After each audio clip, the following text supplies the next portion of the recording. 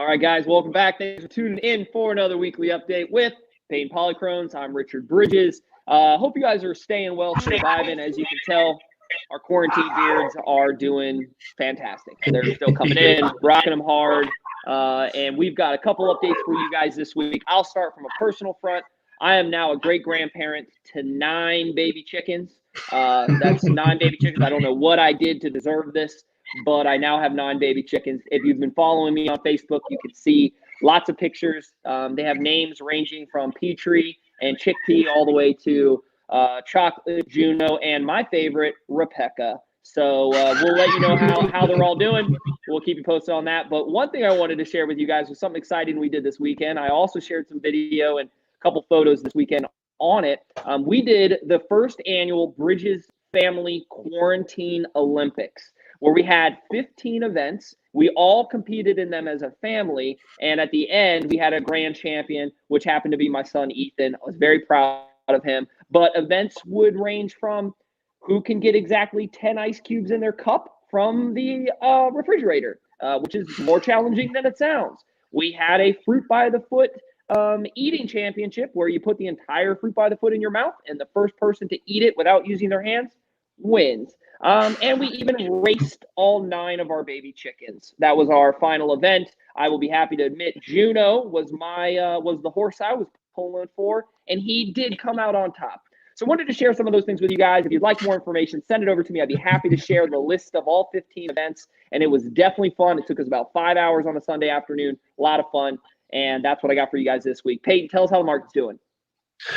Well, it's been pretty cool. We've got a settlement coming this week. Did the walkthrough today, went really well. We got a contract out. Looks like the buyer's competing for up to full closing costs. So they should be able to get in with as little as $0 total as a VA buyer. So that's pretty exciting for her. I did want to touch on, I'm getting a lot of inquiries from buyers about the condition of the market and where we see things moving from here.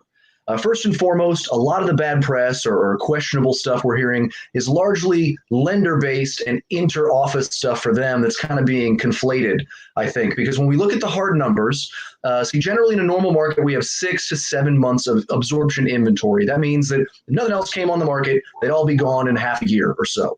In a buyer's market that we haven't seen in several years, you'd be in excess of 7 months. Now, National Association of Realtors, NAR, just released a study. We're currently nationwide at 3.4 months. So we're still in a strong listing market. Northern Virginia, even lower than that, though I don't have exact figures. The most important thing I've seen that's kind of come out of this has actually been a power balance adjustment. Because of some of the decisions that lenders are being forced to make, because of the forbearance consequences that are actually being kind of addressed on a state and federal level now, which is cool. But it's caused them to kind of circle the wagons, be a little more conservative about their qualifications, and it's thinned the herd of buyers a little bit, which has ultimately resulted in, I think, from a buyer's agency standpoint, a less competitive and more favorable buyer's market while kind of still maintaining a really strong listing market. The difference being last April, you had maybe 3, 4, 5 offers you might be potentially competing with, and now it's 1 or 2, and the terms are really kind of more run-of-the-mill from what I'd expect from the rest of the year. So overall, I think the market is very strong. Historically, both recessions and in terms of pandemics, we're seeing a strong V curve in recoveries, and I think that is going to apply to the real estate market as well. So we should expect slow and steady, consistent growth over the next 12 to 18 months, and I think a restabilization fairly quickly once everybody's out of their houses and can shave and get back to work. So that's what I'm looking at. I'm looking forward to shaving. Should be exciting. Well, thanks for the update, Payton. And we look forward to tuning back in next week with another update for you guys. In the meantime, you need anything at all, support, questions, answers, just a phone call to cheer you up. Don't forget, Payton and I are here for you. Take care. Anytime. Thanks, guys. Take care.